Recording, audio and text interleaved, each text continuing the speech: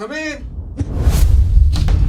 Yo, look who's here. The legend himself. Brother. What's up, legend? I'm good, man. What's going on with you? Doing good. Yeah, thank you for stopping by, bro. Thank you for having me, man. Wow, it's been a minute. It's been a minute. All right, what you been up to? Talk to me. So, what's on the table right now? What you been up to? Tell me. Well, I just kutafuta in Nairobi, as you like to say there. So just keeping up with the hustle, right. Trying to grow the agency and the label. Right. So that's been taking up most of my time and taking each day as it comes. Labor of love, right? Tell me about it, Bana. Yeah. Labor of love that's starting at least to starting to pay off. Yeah, at least starting to pay off. Okay, so agency. All right, tell us about the agency. What's going on? Yeah, so I run a creative agency. It's called DCA, Digital Canvas Agency. Right. So we deal with creative content. Great. Link in the description below. Yeah, check the link in the description. Yeah, so we do creative content, basically video, but we add in the storytelling angle of it. Nice. Yeah. Okay, so why did you choose to take that angle? You know, a creative industry. You could have chosen, an ad agency or how I guess it's semantics, right? Labels. So why did you choose that route, though? So it's been before I got into that specific position, I've been around, man. I've tried a few things, in this creative industry of ours. Right. Yeah, so the landing into where now I'm able to run my own agency. It's been a journey in itself. Right. But I'd say at least I'm grateful. It's been an experience. That's good. Yeah. That's good because in the creative sector, it's fraught with pitfalls, false starts. You know what I mean? Or one step forward, two steps back, and then the phone doesn't ring for months at a time, and then you got to pivot, and then think, hey, what am I gonna do, right? Mm-hmm. But you found your niche now, where you're creating content that leverages a client's assets, but without actually the hard sell slant on things, because nobody wants to be sold to. I think I heard you say that earlier. Yeah. And it's so true because, sales 101, nobody wants to, you don't sell anything. You only facilitate. People are only, it's an opportune moment. People realize, oh, wait a minute, I was thinking of buying that. Now I'm seeing this, let me have a look at it. But I can't force you to buy anything. Only when you're ready to buy. This is when now sale becomes effective. But it's, in essence, it's sales and marketing. But the marketing part is very important. Kivindyo. Come so? Yeah, man. So cool. So record label. Talk to me about the record label. What's going on? Yeah. So the record label, we do house and dance music.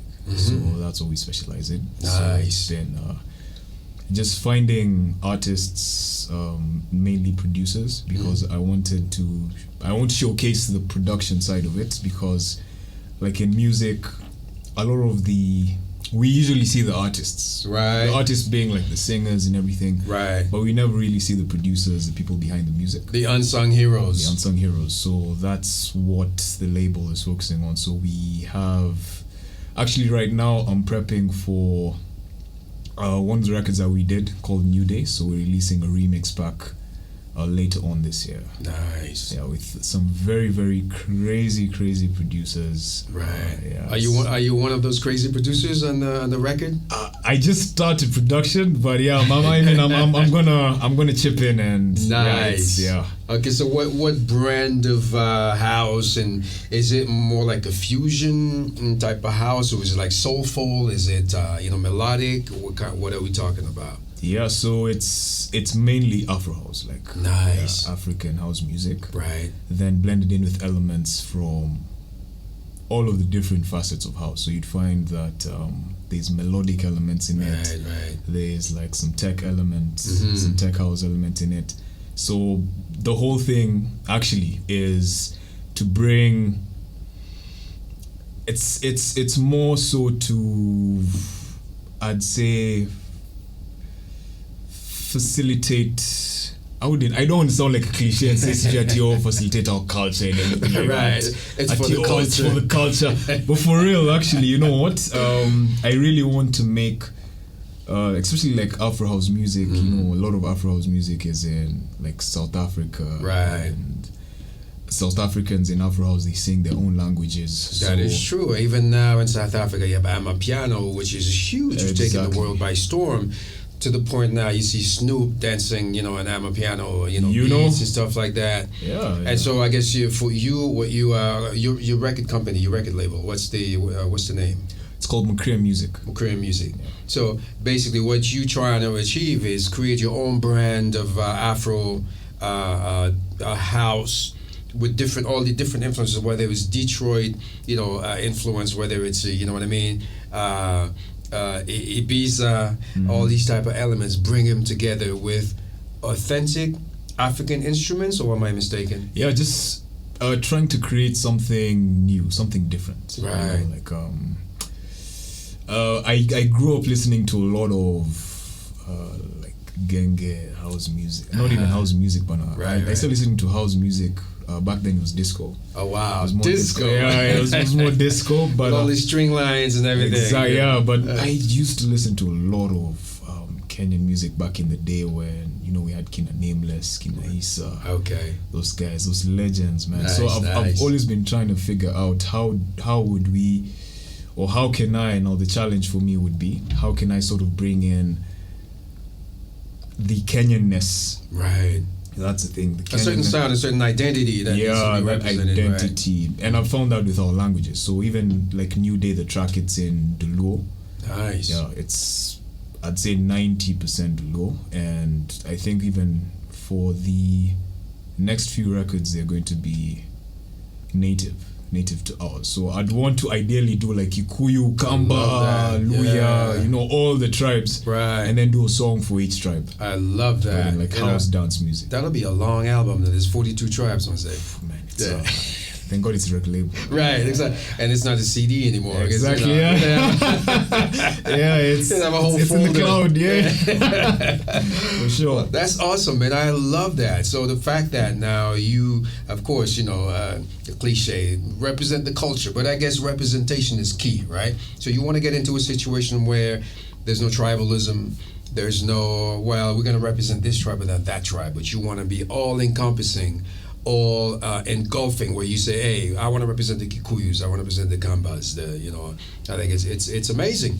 So on the music front, yeah, you're also an artist, besides being a producer. See, I'm putting him on the spot right now. This is the hot seat, yo. So tell us about your I guess nom de plume, as they call it, or your pen name, because I know you write, you produce, you sing as well, Cindy. Yeah. Sing maybe Am I wrong? In the shower, maybe. All right. But my artist name is Kivindyo, so that's KVNDYO. All right, Kivindyo. Yeah, KVNDYO. Right. Yeah. So artist is so I write and I produce. Right. And I also do a lot of digital art as well. So that's also where the agency came in. Right. So then we sort of, it's like a mesh. It's like the best of both worlds. So we cater to the digital art side and also the music. Audio-visual, right? So you bring it all in together. Exactly. Of course. And then, of course, we can't have a conversation without bringing AI into the fray. So, of course, you leverage the power of AI as well into your digital creation. Cindio? Definitely. So, which tools are you using these days? I use a few, but I'd say, top 3 for image generation would be Midjourney. Right. But Midjourney is paid, so if there's a free one that a lot of guys can also check out is Leonardo. Leonardo's nice, yeah. I guess you get 150 credits per month. Exactly, per day. Per day, right. Yeah, it's per day. Yeah.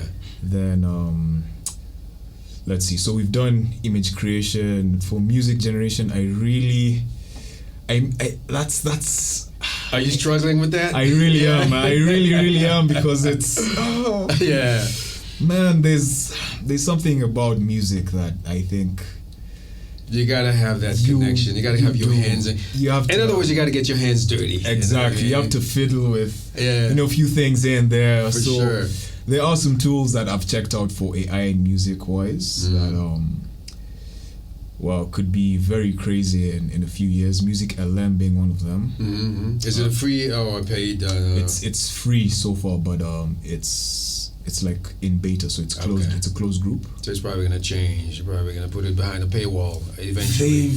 They might. I don't know how they might do it, but they might probably do like how Midjourney did. Right. Midjourney, I think, was like the model. They started with free. Exactly. On Discord, and then Discord, and then now they started charging people. But it's Google also, so. Right. Yeah. So it might be just a collab. It could be, It could be. So. Okay. Yeah, and then. Let's see.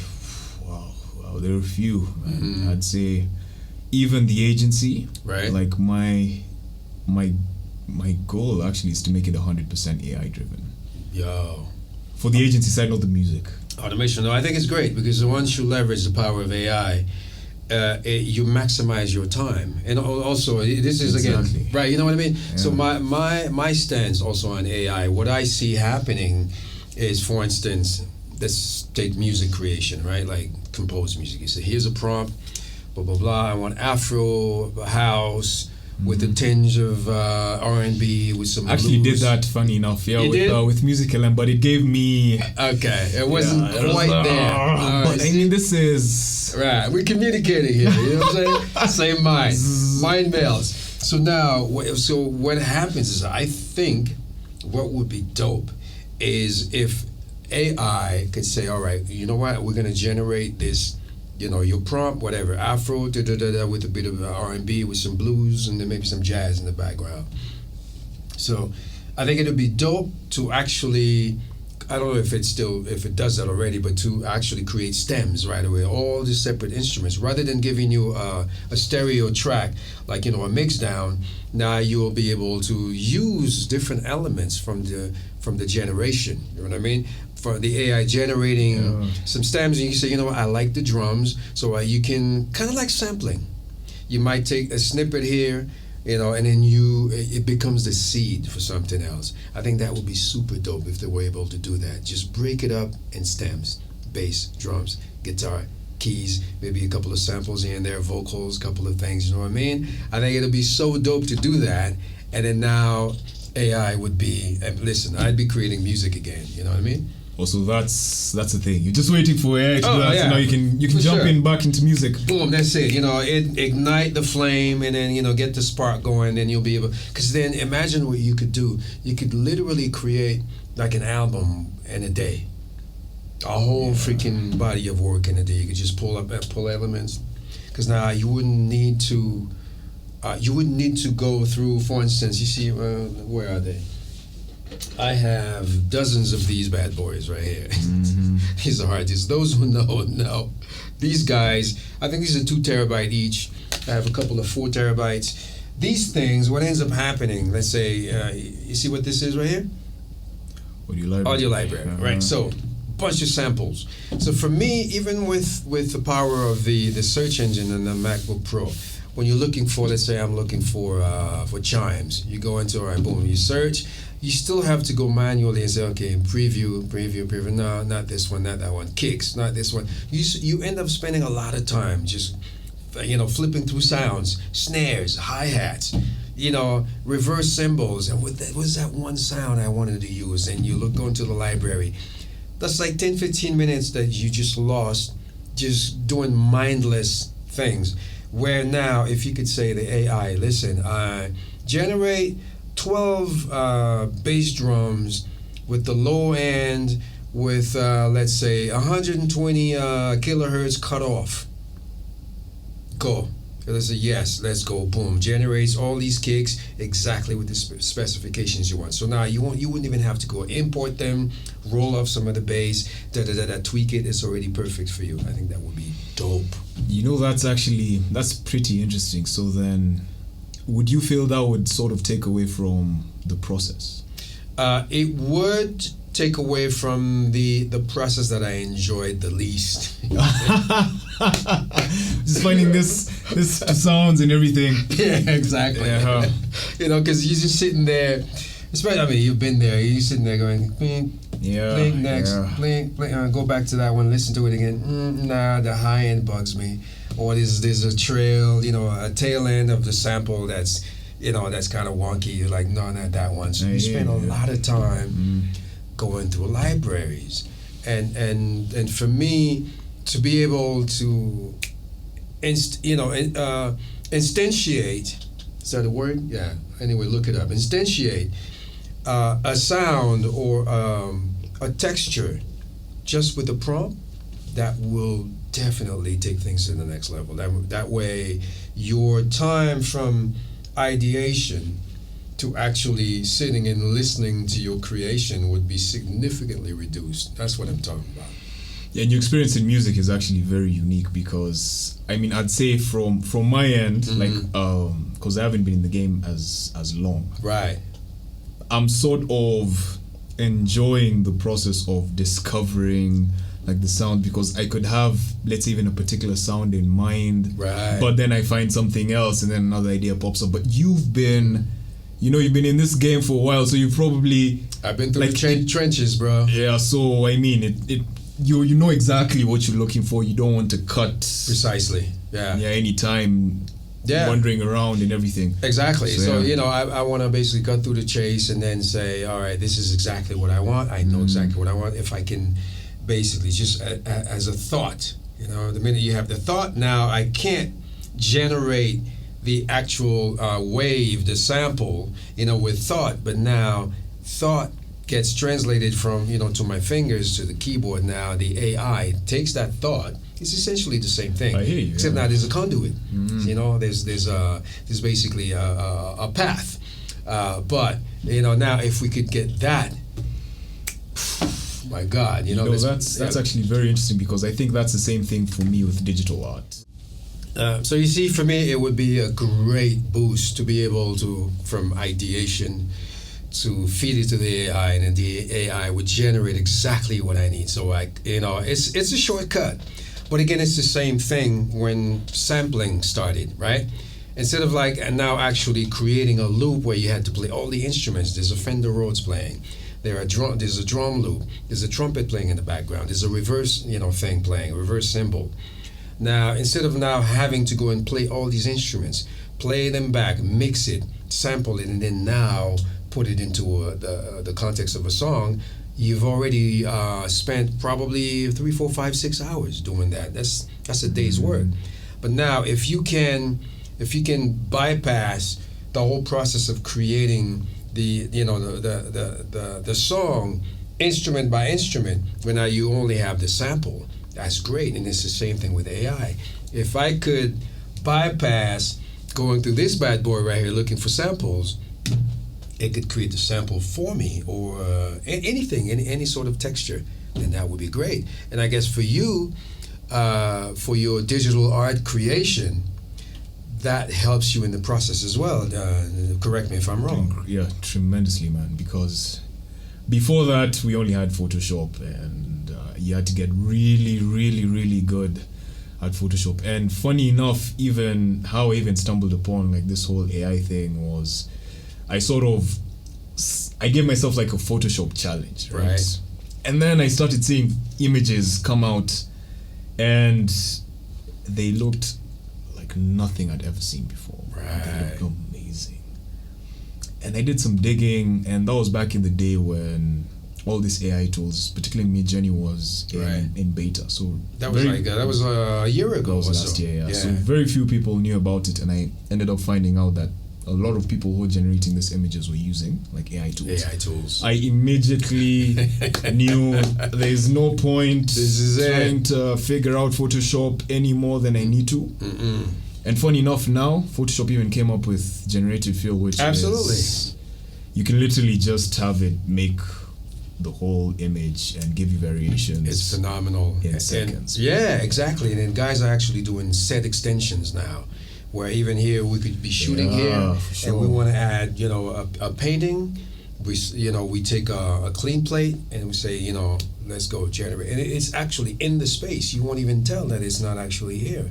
It's phenomenal what they're doing with the AI tools. Of course, not everybody's using AI tools, but from your perspective, do you think it's a plus or a minus using these tools, and when it comes to generating images and so on and so forth? I'd say it depends. Mm-hmm. Enlighten me. There's this quote that's I'm not even going to say where it was, but I'll just say, let's see if you get it. With great power comes great responsibility. Of course, yes. So it's all up to the person behind the tool. True. So AI can be a huge plus for the people who use it for that, and it can be a huge minus for people who use it for nefarious purposes, or people who don't even use it. Yeah, that's true. Yeah, because if you don't, you're gonna be left behind. Just like the Industrial Revolution, those who didn't adapt, perished. And again, we don't even have to go that far back. Remember Nokia? And you know what happened, right? The brick wall phone, Bana. Yo, that phone was amazing. Because they touchscreen. Battery life for nobody wants that. 13 weeks. Yo, one charge. You can drop it from a second-story building, and second story of a building, it'll bounce back. It'll still work. It's defense, man. You don't even need a T. Like knives or anything. Just have that Nokia. That's it. It's good to go. Absolutely, man. For sure. But that's actually the same thing. Like it's you either choose which position you want to be in. You want to be there's also, you can argue it so many ways, because you can find, like, let's say if you don't want to use AI, you want to be complete traditionalist, there's going to be a niche for that. Absolutely. As well. Yeah. And there's going to be a niche for people who use AI with the traditional stuff. There's also going to be a niche for people who only use AI. So correct. At the end of the day, it's the market decides. Yeah, definitely. But also now, there are new careers being invented, like prompt engineers. It's a thing now. You could actually take an 8-week course and you become a prompt engineer. And there are going to be automation engineers who are going to use AI to leverage the company processes to streamline certain things. And I see myself just being right there in the in the mix to try to leverage as much as possible, whether it's automating the editing process of ODP. #ODP, Open Door Podcast. We're right here. All right, we got a plug. You know what I'm saying? But I'm not going to ask you to subscribe and like and all that stuff. Listen, if you like it, do whatever you want to share it. That's up to you. But we're not going to ask you or anything like that. Just check it out and then see for yourself. Yeah. So definitely, AI is one of those things where you have the traditionalist who are like, nah, it's not for me. What do you mean it's not for you? It's there, it's here, it's not going anywhere. This is progress. This is human evolution. It's always been like that. You know what I mean? The steam engine, the airplane, the internet, mechanization, automation. It's all part of the growth. If you don't jump on board, what's going to happen? You're going to be left behind. And it's up to you now to try and play catch up. And at some point, it's too late. You know what I mean? Unless you're the absolute best of the best of the best in whatever you're doing traditionally. So if you're, let's say, what can I think of? A calligraphy artist, for instance, in Japan, or those people who make, like violins, those high quality. Yeah, it's Stradivarius. Like right. What's the word? Stradivarius. We'll put it in the description. Stradivarius is actually the most expensive, the most exclusive violin in the world. Stradivarius, I think it's Austrian. I believe the last one they sold were like $1 million. In fact, so this Stradivarius, and I agree. Artisans, right? Guys who create stuff like that. Guys who create. For instance, again, guy who built my art piece, my back piece right here. And AI can produce the blueprint for you, the measurements. It's going to be flawless, but the AI can't build it. So you're still going to need, not yet. Yeah. I guess with a 3D printer, right, you can technically it is feasible, but still, the AI will not gonna be able to basically design it for you and then come here, show up at 9 o'clock in the morning, knock on the door, and then ask me, okay, where should I begin? No, the AI will basically either through a robotic arm or through a person that's going to set up the robotic arm. You know, the human involvement will still be required for the foreseeable future anyway. Yeah. We don't know what's going to happen in 20 years or 100 years from now, right? We might even be, you know, basically transplant our consciousness into a robotic body and then we become part of the machine. You know, it's all feasible. It's all possible. It's Matrix. That's right. So when it comes to doing things like, artisanal work, one-of-a-kind sort of like art pieces or things that require human thought, we're still going to be at the top of the food chain, at least for a while. But that's also debatable, because how would you define human thought? Well, it's basically electrical impulses that are generated through a process in the body, through the brain and the brainstem. So that's all it is. Now, if we can harness that electrical impulse, it won't be that far off to actually harness that and put it in an artificial brain stem or brain sort of like structure to recreate human thought. It's all possible as long as we are able to generate, because now we're generating our thoughts, but what's generating it? So this is where now we don't know what's behind the curtain. You see what I'm saying? So then can a machine have human thoughts? I guess it could have it to a certain extent. It could have the human thought, but to the extent where you implant that thought as a code, because it's a code, right? It's an algorithm. Once you input the code, now the machine, whether it's going to be able to build up on that seed code, right, is basically, just like if you're programming in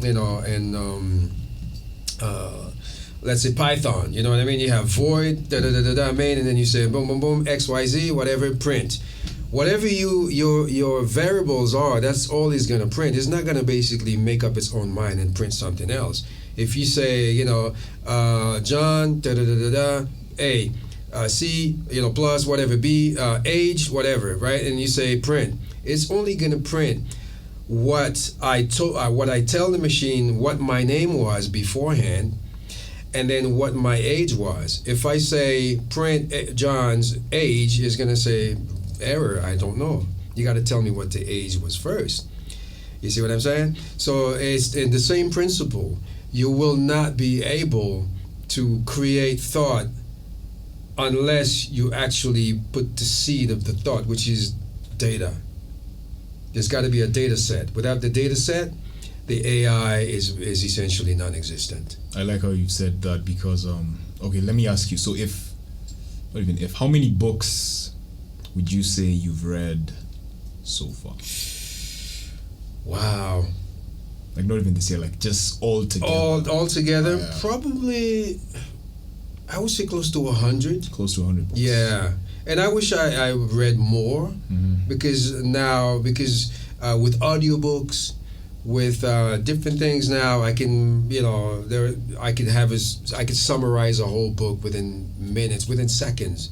So I don't read. I mean, this is a recent development, but what I usually do is basically I could find, a PDF online and summarize a book for me, and then that I ingest what I need to ingest. But I think I got a lot of information that that way. But yeah, I'd say probably about 100 books. All right. So let's say out of the 100 books you've read so far, how much would you say the books have sort of influenced your thinking? I wouldn't say they influenced my thinking, but they gave me a different outlook. My thinking, I guess, got broadened in a sense. Again, remember, whatever you read, you take little nuggets here and there. And I wouldn't say one book in particular influenced my thinking, but I would say the sum of it all influence my thought process in different areas, because it's not a monolith. So let's say you read Rich Dad Poor Dad, so you get a little nugget about finances. You read Atomic Habits, so you learn something about and how to manage your time. You learn something from The Art of War, how to negotiate. You learn something from even Huckleberry Finn. You learn something from all sorts of different things, but there's not one.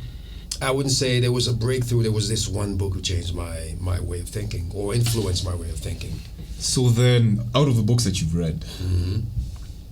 what would you say would be like your recall rate of what you read? But there's no chance you can remember everything. No, it's impossible. You know what I mean? But I would say the things that are important to me, the things that resonate with me, those are the things that I retain.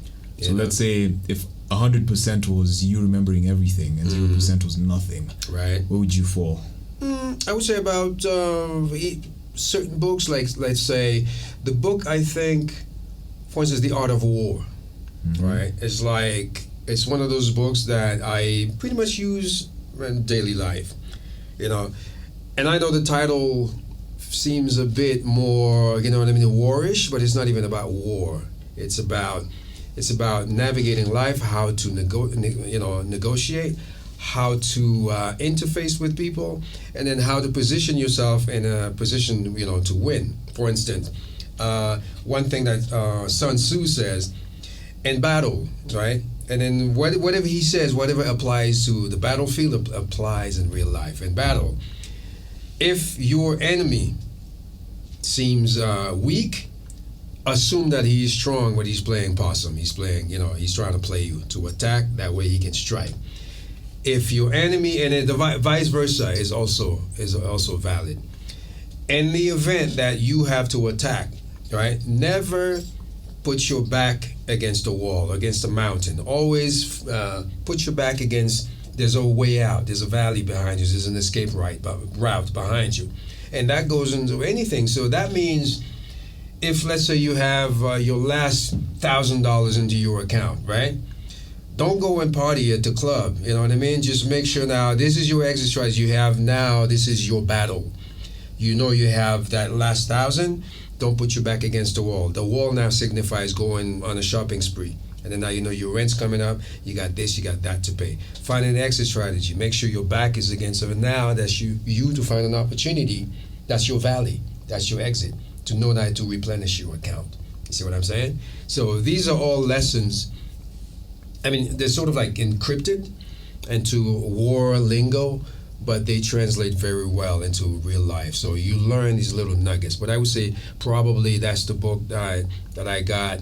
Probably 40 to 45% of what I read in that book, I apply almost on a daily basis. Then it will vary between 10 to about 25% from each book. Right, so the reason I ask is, now picture this. This AI thing is trained on every single piece of information that has so far ever existed. And that's been digitized. That's been digitized, yes. And it has an 100% recall rate.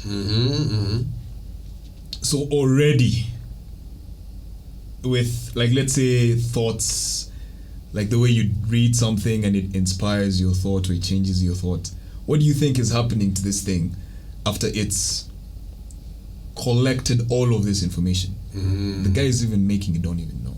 Right. So we have this tool that's literally even accessible to all of us. Correct. We can do so much with it, so much good, and so much bad. Bad. Indeed. Yeah. So it's an amazing time in the human race right now. Like, it is. It's like make it or break it, actually. It's unprecedented, which is why guys like Elon Musk and these other guys, they were worried about, the AI is going to take over. But I don't see that happening anytime soon, because in order for AI to take over, they would have to have some sort of autonomy. right? To generate thought, but also to be ambulant. That means now they become, whether it's a robot form or a machine form, that they can now go out in the world and do certain things. They can still inflict a lot of damage, whether to the nuclear infrastructure, to the power grid, to the water supplies. Anything can happen, right? Let's say release some sort of toxins in the air because they see us as basically a pathogen, so they need to exterminate all human, all carbon-based. I'd say it'd be mostly humans because right, because now we're the ones who are actually we're basically messing up the planet. It's carbon footprint, and it's getting worse and worse. And for me, I see a possibility of that happening, but I don't think it's going to happen anytime soon. Then again, I might be wrong. Touch wood. AI, prove me wrong. All right. On a side note, Stradivarius, okay, the violin. The prices range from $3.2 to $17 million for one little violin. $17 million. $17 million for Stradivarius. That's the top range of Stradivarius. And yes. What's in that violin? Listen, those guys, they've been making this since the 18th century. Wow, that's incredible. So it's something probably like that. When someone buys something and it's more like a statement piece. Absolutely, yeah. Like a Mona Lisa almost. Definitely. Actually, I thought it was Austrian, but it's an Italian violin maker from the 18th century. His name is Antonio Stradivari. That's what hence the name Stradivarius. Stradivari. Okay, he basically started, I guess, 18th century. That's wild. That's crazy. That's amazing, isn't it? But yeah, I mean, so that's So violin, like pretty high end. It would be the same thing with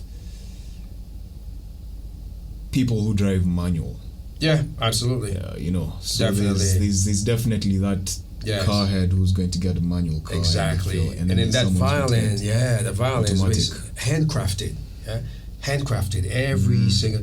And in fact, he made about 1,000 violins. The guy who founded Antonio Stradivari, he